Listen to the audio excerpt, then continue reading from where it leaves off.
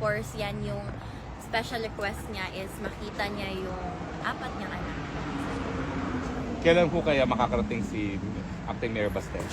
Ewan ko. Pero text namin maya, tanungin namin. Pero I know malapit na yun kasi nag-open na rin siya ng Kadayawan doon and pinano na niya yung biyahe niya papunta dito.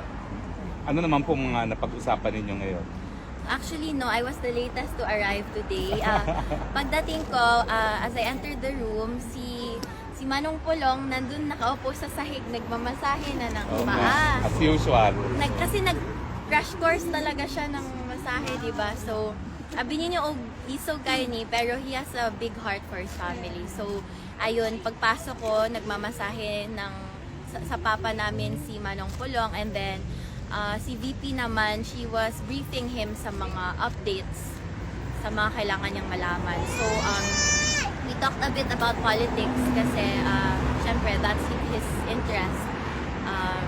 Sinabi ni VP about yung mga ghost projects. Flood control. Flood control Anong budget, sabi po ni yes. Tatay Digo? Ayun, madami siyang tanong about it, but of course, may limits din sa pwede naming pag-usapan dun sa loob. And then, he shifted to family matters. Mga bilin niya sa amin magkakapatid. Of course, may instruction siya sa bawat isa, especially kay Manong as the eldest son. Pero sabi naman namin na, di bale, hintayin mo na lang si VM Sebastian kasi papunta na rin siya. And so, you can instruct us na sa mga bilin mo sa amin apat.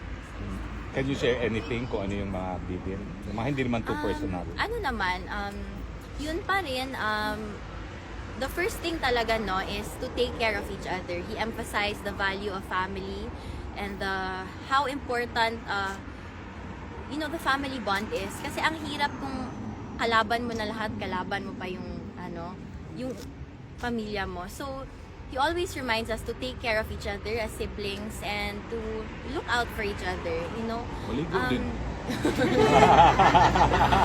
Uy, ang tinudana no kay wala ko kaligo na pudron kay isabayan ako si Papa para ganado siya kay Duha mo may ligo.